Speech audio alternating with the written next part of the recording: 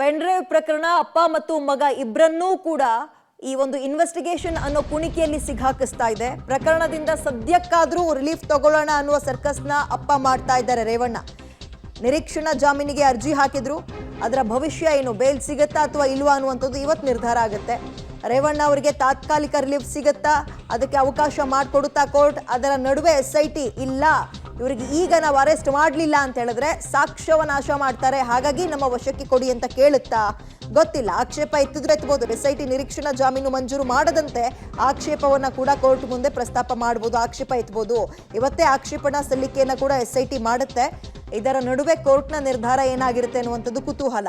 ಆಮೇಲೆ ಒಂದೇ ಕೇಸು ಇವ್ರ ಮೇಲೆ ಆಗಿರುವಂಥದ್ದು ಕೂಡ ಬೇಲೆಬಲ್ ಸೆಕ್ಷನ್ಸ್ ಇರೋದ್ರಿಂದ ಸಿಗತ್ತೆ ಅಂತಲೇ ಮಾತುಕತೆ ಓಡಾಡ್ತಾ ಇತ್ತು. ಬಟ್ ನಿನ್ನೆ ತಡರಾತ್ರಿ ಆಗಿರುವ ಮೇಜರ್ ಅಪ್ಡೇಟ್, ಮತ್ತೊಬ್ಬಾಕೆ ಬಂದು ರೇವಣ್ಣ ಅವರ ಮೇಲೆ ಕಿಡ್ನಾಪ್ ಪ್ರಕರಣ ಅಂದ್ರೆ ಒಂದು ಕಿಡ್ನಾಪ್ ಆರೋಪವನ್ನು ಕೂಡ ಮಾಡಿದ್ದಾರೆ. ಇದು ಇವತ್ತಿನ ಬೇಲ್ ಮೇಲೆ ಅಥವಾ ಅರ್ಜಿ ವಿಚಾರಣೆ ಮೇಲೆ ಇಂಪ್ಯಾಕ್ಟ್ ಆಗುತ್ತಾ ಅನ್ನುವ ಕುತೂಹಲ ಕೂಡ ಇದೆ.